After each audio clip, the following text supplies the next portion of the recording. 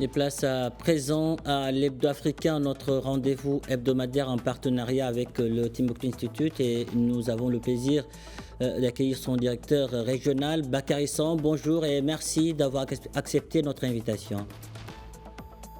Merci vraiment de votre invitation et encore bravo pour le travail, pour l'information.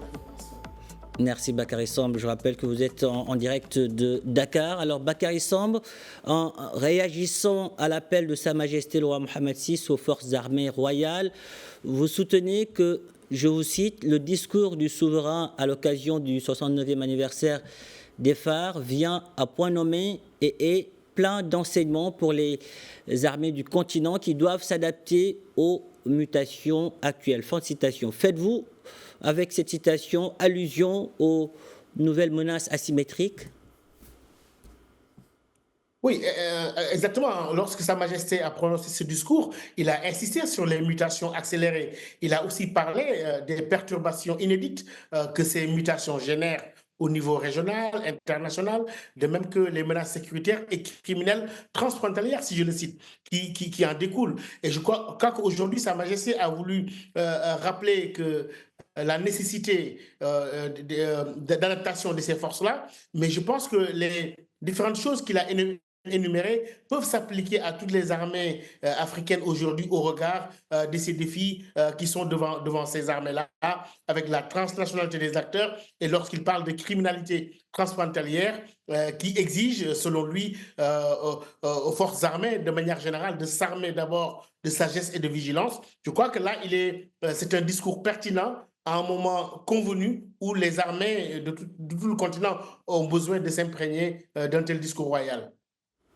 Bakary Samb, dans cette nécessité de modernisation des armées africaines que vous prônez dans votre intervention lors d'une conférence au Collège royal d'enseignement supérieur militaire de Kénitra, vous souteniez l'idée selon laquelle le Maroc a toujours été un hub de la capacitation des armées africaines. Alors, quel lien aujourd'hui avec ce récent appel royal? Oui, parce que lui-même, Sa Majesté parle du développement et de l'enrichissement des programmes d'instruction militaire, de l'amélioration des cursus de formation scientifique. Elle a été au CREMS, au Collège royal d'enseignement militaire supérieur de Kénitra, mais aussi en observant sur le continent le nombre d'officiers qui ont été formés à Kénitra, à Meknes et à Rabat. Cela veut dire que le Maroc aujourd'hui peut être un hub, et il est déjà un hub de formation militaire avec ces collèges de défense qui attirent de plus en plus de lauréats à travers le continent. Et en même temps, c'est un creuset qui facilite dans l'avenir la coordination des efforts, mais aussi une coopération militaire beaucoup plus soutenue entre les pays africains. Bakary Samb, au moment où le débat se poursuit aujourd'hui avec grand intérêt au sein des états-majors sur la nécessité de coordination et de coopération entre les armées africaines face aux défis sécuritaires émergents, quelle résonance continentale pourrait avoir le discours royal et surtout, quelle perspective ouvre-t-il à votre avis?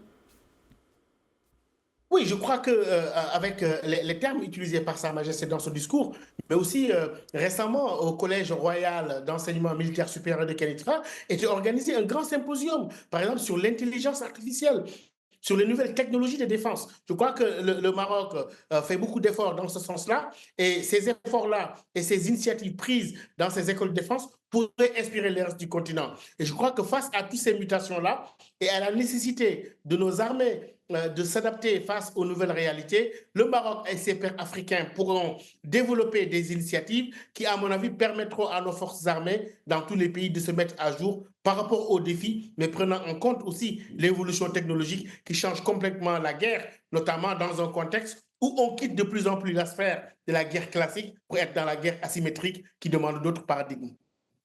Bakary Samb, merci pour toutes ces précisions, merci d'avoir répondu à nos questions. Je rappelle que vous êtes le directeur régional de l'Institut de Timbuktu Institute. Merci. Merci beaucoup de votre aimable invitation.